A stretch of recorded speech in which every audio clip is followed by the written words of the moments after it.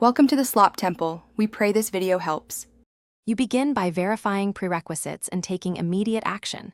Provision an on-prem virtual machine or physical host with adequate CPU, RAM, and storage, and confirm network segmentation. Once done, prepare Azure resources. Create a resource group, virtual network, and set up Express Route or site-to-site VPN for secure connectivity. Make sure you have Windows Server Media, your intended AD domain name, DNS forwarders, IP addressing plan, and an account with domain admin rights so you can install and promote the first domain controller.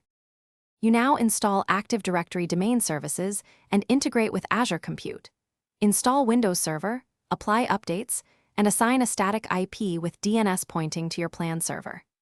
Next, add the AD/DS role and run the configuration wizard to create the forest and domain. Set the directory services, restore mode password, and replication options. Meanwhile, deploy your Azure Virtual Machine image in the connected VNet, join it to the domain, and ensure network security groups permit LDAP, LDAPs, Kerberos, and RPC for replication and management. You finish by promoting additional domain controllers, seizing or moving fsmo roles as necessary, and validating sysvol and AD replication across on-prem and Azure VMs. Make sure time services are consistent, apply group policies, enable LDAPs, and configure backups and monitoring.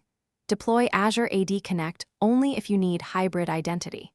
If something fails, check Event Viewer for AD/DS errors. Validate DNS records and replication status with repadmin, verify network routes and firewall rules, and confirm NSGs and VPN/. Thanks for watching.